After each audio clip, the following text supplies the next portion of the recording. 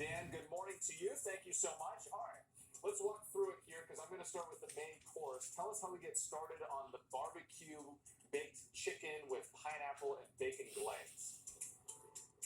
Ooh, that sounds good, doesn't it? All right, so what we did was crisp up some bacon, and then in the bacon drippings, we browned some chicken thighs, about 3 pounds of chicken thighs to get that nice color, that nice flavor. And then all the magic is going to happen in this pan here. We're going to add some red onions and a nice pinch of salt to get that moisture coming out of the onions. And if you guys see, you can see all those flavorful brown bits at the bottom of the pan. That's all the flavor and the juice from the chicken and the bacon cooking. We want all of that in our sauce. So to start building this sauce, we're going to add some crushed pineapple with the juice, and then some water and some cider vinegar. So this is where you're going to get those nice sweet and tangy flavors. And then what you want to do is really work the bottom of the pan. Stir it around, let it get nice and hot, nice and sizzly. And this is called deglazing. We want to take all those flavorful brown bits from the bottom of the pan, that nice caramelized juice, and work it into our sauce. And it's already smelling so good with that tangy vinegar and everything. And our bacon, our crisped up bacon, we're going to add that back into the pot there. And the bacon, it gives this chicken a really nice smokiness, great flavor. And another smoke factor to really pump up the flavor here is some smoked paprika. So these are sweet red peppers that are actually smoked over oak. And that is going to make this chicken taste like it is cooked 4 hours. And that's what I love about this. This is one of my favorite things to take to a family barbecue. I'm a baker, so I love dishes that I can prep and just pop into the oven. But this is still going to taste like it was cooked for hours, which is great. And then some prepared barbecue sauce. We're just going to stir that in. And then we've got our sauce here. This comes to a nice simmer. We've got our chicken thighs, which are going to go right back into the sauce. And then this goes into a low oven, about 325, covered up.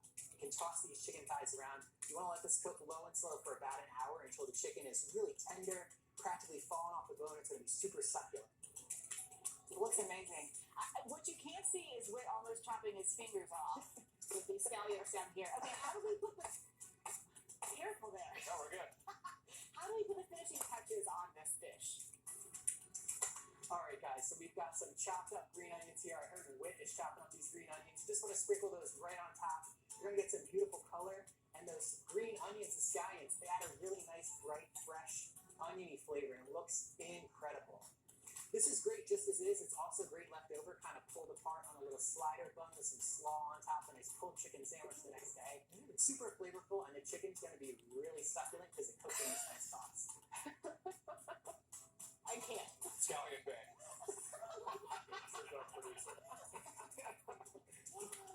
All right, next we're making the classic side dish, of course. This is, tell us about the flavor here. This is cornbread, but with jalapeno and honey. Jalapeno corn. Yes, I love this one. It's really golden brown, nice and tender, and a lot of great flavors. Our dry ingredients, we've got our cornmeal, some sugar, some flour, a little bit of salt, and we're going to stir in our liquid ingredients, some buttermilk, some eggs, butter, and then, of course, we need the jalapenos. I really love a blend of the red and the green, great color, and if you leave the seeds in there, it's going to be nice and spicy. And then some fresh corn, that nice summery flavor. And then you just want to stir this up. This one is super simple, guys. The liquid goes in with the dry, you stir it up, and then we've got our pan we're going to pour this into. So once that's all stirred up, you want to mix it just until it comes together, and then you get your pan ready. And then this can go right into the pan. We've got our oven nice and hot, about 400 degrees. And then to make this cornbread really enticing, really kind of appetizing, you can sprinkle some more of those jalapenos on top. This makes it look really exciting, really just want to dig into it. I've gone very wrong with this mix over here. Thank you so much. This version looked a little bit better. This version looked way better. Thank you so much for that. We will try this again later when there's no cameras around. For these Labor Day potluck recipes, check out our website,